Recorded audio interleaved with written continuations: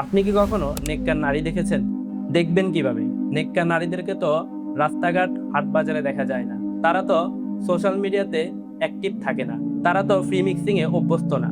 আসুন আমি আপনাকে একটা ঘটনা বলি, তাহলে আপনি বুঝতে পারবেন নেককার নারী কেমন হয়। ওসমান হাদি ভাই যখন গুলিবিদ্ধ হসপিটালে ভর্তি হয়েছেন, তখন তার স্ত্রী মিডিয়ার ক্যামেরাকে এড়িয়ে গিয়ে ওনার সাথে দেখা করতে গিয়েছিলেন। ওই সময়টাতে ওনার কাছে কিন্তু অপশন ছিল মানুষের সিম্প্যাথি পাওয়ার। উনি যদি একবার ক্যামেরার সামনে আসতেন, অনেক মানুষ তাকে সহানুভূতি দেখাতো এবং মানুষের কাছে তিনি পরিচিত হতে পারতেন। কিন্তু তিনি সেটা করেননি, কারণ তিনি আল্লাহকে ভয় করেন। উসমান হাদি ভাইয়ের ওয়াইফের মতো এরকম নারীদেরকে নেককার নারী বলা হয়ে থাকে। এরকম নেককার নারীদের কিছু বিশেষ গুণ থাকে। তারা সবসময় আল্লাহ ভীরু হয়, তার হাজবেন্ডকে দিনের পথে সহযোগিতা করে। সে যেমন নিজে দিন মানে এবং তার হাজবেন্ডকে দিনের পথে সহযোগিতা করে।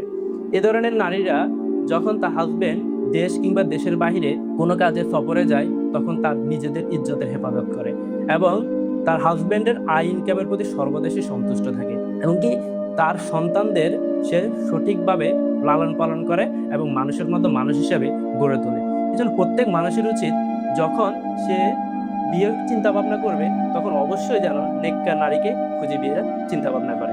ইনশাআল্লাহ, যদি মানুষ আল্লাহর কাছে দোয়া করে, অবশ্যই আল্লাহ মানুষকে একজন নেককার স্ত্রী দান করবেন।